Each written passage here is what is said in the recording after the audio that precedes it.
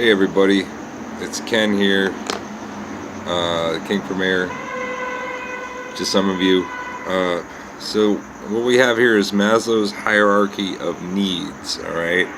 I'm bringing this up because I read an article, posted an article on Facebook earlier that talked about it and it got me thinking about it, and so now I'm doing a video about it. For those of you who don't know, some dude, professor dude, I think he's Polish or something, came up with this, and it basically says that if you know, it's like a guidebook. It's do these steps in these orders, what's most important in life, and what holds society together, and what makes our lives good, and all this stuff. And you know, it's used a lot in psychology to talk about you know, personal health but he was looking at it more at the idea of a society, and that we take care of certain things and we can have good people in our society. We have good people, then we have a good society, so on and so forth. There's not a lot of scientific backing to this. It's mostly conjecture, but that doesn't mean it's not right. I mean, makes a lot of sense. So you start at the bottom here, and we have the biology and physiological needs, right? So these are the things that if you don't have this, you're gonna go on a killing spree, right? You need air, food, drink, shelter, warmth, sex, sleep, etc. Now, a lot of these you'll die if you don't have air or food or drink. And I think it's talking about water, but you know, anything wet will do, and a good beverage, alcoholic beverage now and then doesn't hurt either.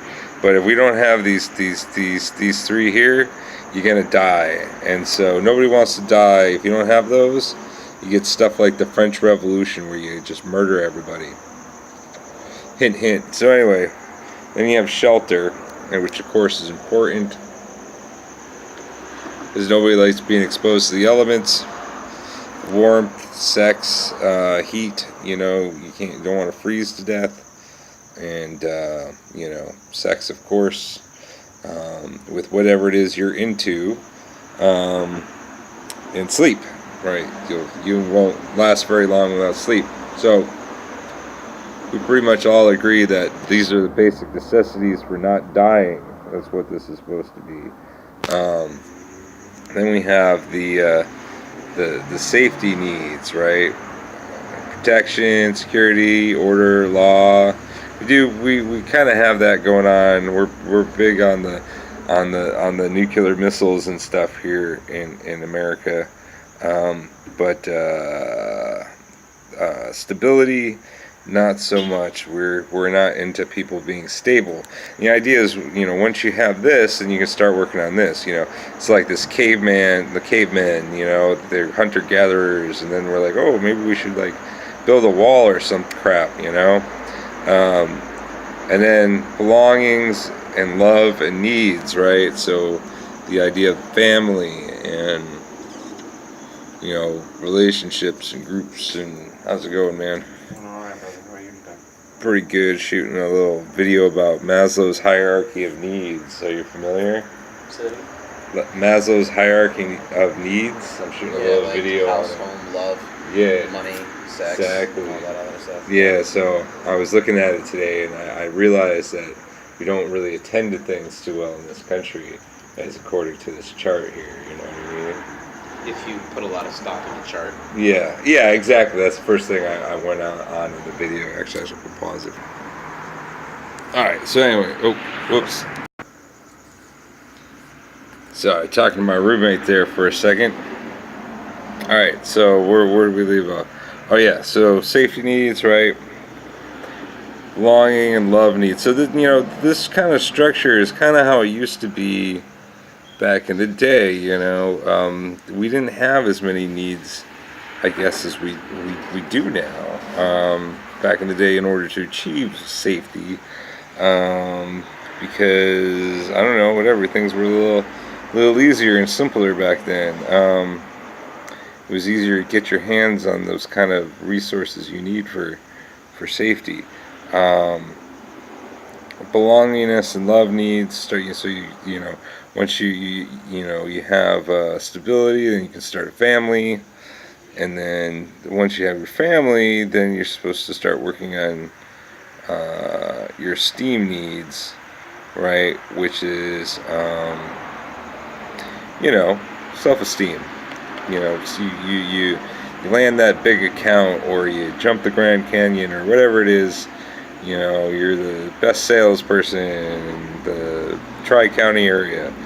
And then we work on our cognitive needs after that. So then we're supposed to dig in and learn about the world and all that sort of stuff. And then our aesthetic needs, which you can basically, it's kind of weird the way he's got it, but you can start then beautifying yourself and your home and your life.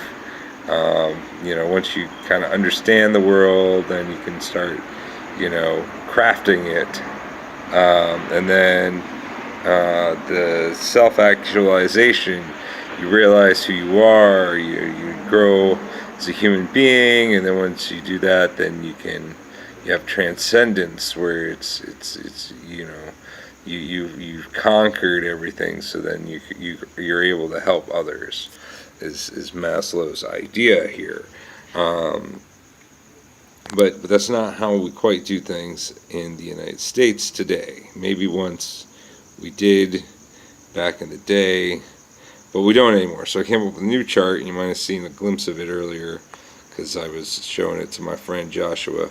So anyway, start off, still the base of the pyramid is our biological and psychological needs. Mine won't have the nice triangle edges or anything like that, because it's kind of a wonky thing that I came up with here, and I did it on the fly. So we all agree in the United States that we need to not die. That's a thing, right? Anyway, but we don't really, for the most part, you're left to it on your own. When you're younger, we make sure that stuff's taken care of. You have parents, you're in an orphanage, whatever. Once you're 18, you're kind of on your own for almost all of it, except for the air part. We're all pretty much agreed that you get free air. Then we have this huge focus on the aesthetic, on the looks. Is your car cool? You have a cool apartment. Are you pretty? Are you wearing nice clothes? This is really big in our country. Not only because of media and TV and magazines and all this stuff that's constantly feeding it to us. I mean, Christ, we have beauty pageants for 6-year-olds who wear false teeth. 6-year-olds wearing false teeth in beauty pageants. I don't know the name of the show, Dance Moms or something. Anyway, weird show. Anyway, so we're all focused on the looks, Zik creams and all this other stuff, because if you don't have good looks in this country, then it's really hard to have esteem, right? And that's why we got this overlapped, because a lot of esteem comes from how we look in this country. But also, we're kind of expected to achieve all this stuff right away. Like you're supposed to, you're supposed to, star in the school play and be the captain of the football team, and you're supposed to be the number one. You have to prove yourself in our society. It's all about the competitiveness. We all have to prove our worth these days before we can even start working on our safety needs. While we're still paying through the nose to our landlord for the shelter, we're supposed to be working on our esteem. And safety needs is really, really big here, because we need, you need an awful lot of safety in this country. You know, we focus on this hugely, like these first four: protection, security, law, order. I mean, goddamn, our cops have so much equipment. They're like military. We have a militarized police force. Our military is insane. Our military is as big as the rest of the militaries in the rest of the world combined. That's how big our military is, you know. And then stability. It takes so much effort to reach this stability. And I talked about that. I read this article earlier, posted this article to Facebook, and it was talking about these safety needs. Okay, and it was saying that in order for a person in our country, in order to have this need fulfilled of stability, the entire household has to make $75,000 a year, right? That's why we have a lot of two-income families where both parents are working, or, you know, people just never feel like they have enough to be safe. And I know what you're saying. Oh, they spend all this money on the Netflix and the Xboxes and the PlayStations, but you know what? Not really. Okay, like $6 a month for Netflix is not breaking the bank. We have a lot of expenses. We have to pay for our own medical, and buying a house is ridiculous. Houses are like millions of dollars in some places, and it's just madness in terms of what it takes to create a stable household. And you're not, you know, and then now we're starting to really overlap here, because before we're even done fulfilling our safety needs, we're supposed to be starting families, right? And you know, so that's why I have a real big overlap here, because we're like halfway through getting our safety together, and now all of a sudden we're supposed to work on our families. And you're not supposed to work on our families until we both have esteem and safety. You're already supposed to have proved all these three here, right? You have to prove your ability in all three of these before you start working on your family. Now that's very different from Maslow's.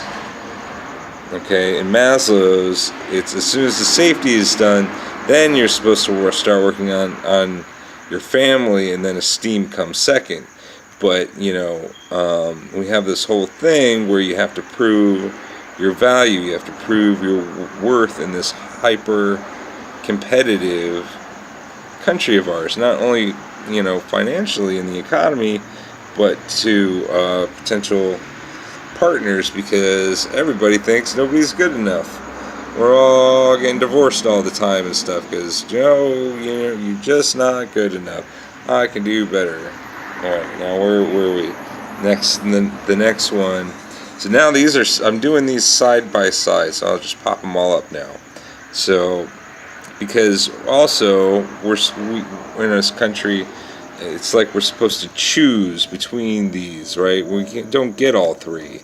It's like, well, maybe you can overlap a little bit here and there. Maybe if you're like, super successful multi-billionaire, you can do all three, but for the most part, you have to choose between these. You can be the family person, right? You can be the big nerd and sink yourself into your studies, cognitive needs, knowledge, right?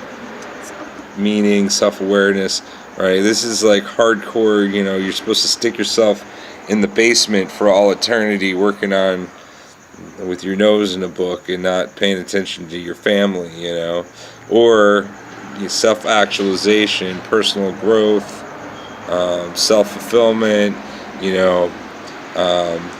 sometimes people refer to this person as the man-child, right? The person who focuses only on themselves, right? Or whatever it is. Maybe they're a priest, or maybe they're a rock star or whatever, But it's like we say, oh, you're going to be a family man, you have to give that up. You can't be that and be this.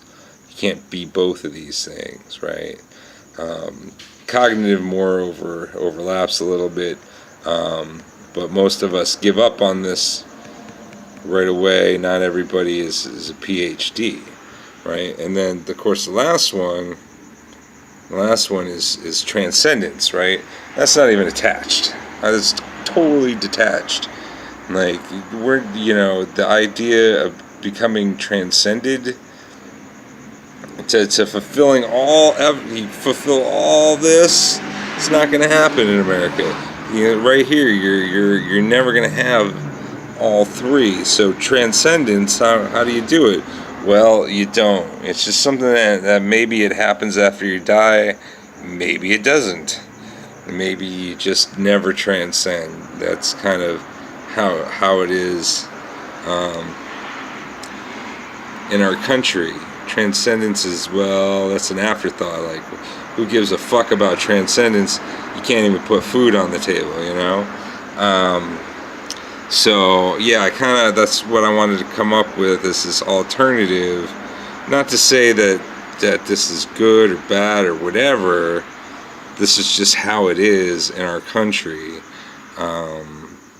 compared to the way that Maslow envisions the needs